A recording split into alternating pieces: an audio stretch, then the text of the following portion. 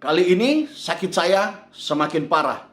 Setiap malam, setiap jam 12 malam saya harus dilarikan ke UGD. Dan itu berlangsung selama berbulan-bulan. Sehingga muncullah kedagingan saya. Mulai saya bertanya kepada Tuhan, Tuhan, kenapa Engkau mempermalukan saya? Tuhan, kenapa Engkau tidak menyembuhkan saya? Selama ini saya kan sudah melayani Engkau. Bahkan saya mendoakan orang-orang yang sakit, saya mendoakan bisnis mereka ataupun persoalan-persoalan mereka. Tetapi kali ini ketika saya sakit, kenapa Tuhan seakan-akan tidak mendengar doa saya? Nah, tetapi saat itu saya tidak mendapatkan jawaban apa-apa. Tetapi di dalam hati saya sangat percaya bahwa Tuhan sayang kepada saya. Dan saat itulah saya tidak tinggal diam.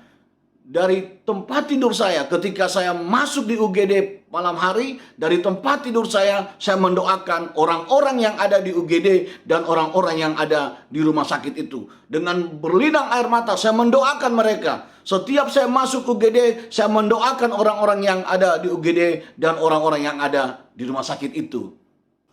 Puji Tuhan, suatu hari Tuhan membuka jalan untuk saya bisa berobat di provinsi. Dan saat saya sedang ada di atas kapal, saya melihat keluar jendela dan melihat ke langit. Disitulah saya berdoa kepada Tuhan. Saya katakan, Tuhan Yesus, seandainya saya tidak bangkrut, saya bisa berobat ke luar negeri. Tetapi saat ini saya hanya mampu berobat ke provinsi. Dan ini pun saya sangat bersyukur. Dan saya percaya Engkau menyembuhkan saya.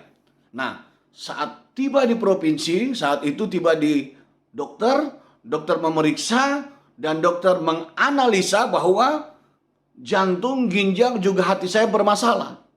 Dan saat itulah saya harus memeriksa seluruh tubuh. Sebelum masuk ruang pemeriksaan, saya berdoa, saya tumpang tangan kepada tubuh saya. Dan saya katakan, oleh bilur-bilur Tuhan Yesus, kamu sudah sembuh. Setelah pemeriksaan keluar, hasilnya ternyata jantung saya, ginjal saya, juga hati saya semua berfungsi dengan baik. Tetapi keadaan keuangan kami saat itu makin parah. Jadi kami kehabisan uang. Saat itulah saya terduduk lesu dan tidak berdaya. Di situ saya berdoa kepada Tuhan. Setelah saya berdoa kepada Tuhan, saya masuk ke dalam rumah saya dan saya katakan kepada anak istri saya, jangan pernah kecewa dengan Tuhan Yesus. Apapun yang terjadi pada hidup kita, jangan pernah kecewa dengan Tuhan Yesus. Dan kemudian saya kembali keluar rumah ke tempat doa saya. Di situ saya berlutut kepada Tuhan. Dan saat itulah saya menangis kepada Tuhan. Tiba-tiba saya mendengar suara saat itu.